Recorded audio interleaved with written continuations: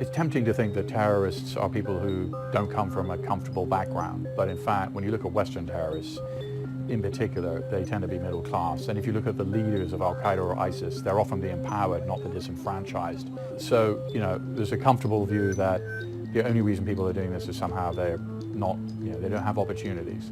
But that just is not the case.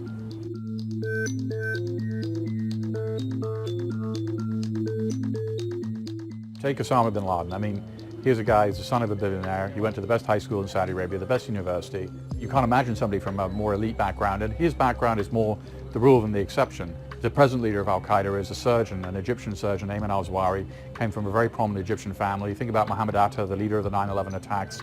His father was an Egyptian lawyer. He himself was studying for a PhD at a German university. So if you look at the kinds of revolutionary movements we've seen throughout the 20th century and late 19th century, typically the people involved in these groups are people who come from a sort of bourgeois background. And Jihadi John is a perfect example. He's a bourgeois terrorist. There's been quite a lot of academic studies on who becomes a terrorist and why. And when you look at it, it's really, the answer is a bit like who gets a Volvo. Whether it's ISIS or Al-Qaeda or sort of jihadist ideology in general, the people who are turning to these kinds of ideas in the United States tend to be pretty ordinary Americans, about as educated as most Americans, as likely to be married, as likely to have kids, average age around 30. The question about what drives terrorism is a very complicated one because it's like, why are people criminals? There's no easy answers. But in the case of jihadist terrorism, it's got something to do with a certain reading of Islamist theology.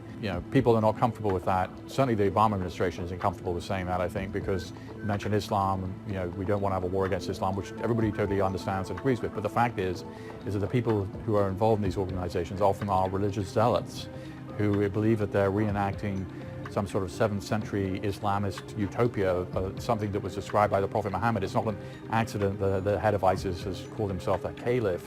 And so if it's not deprivation that's causing terrorism as a general principle, what is it? And I think ideology, religious ideology of a very violent kind is really part of the answer. There is no perfect answer, but it's part of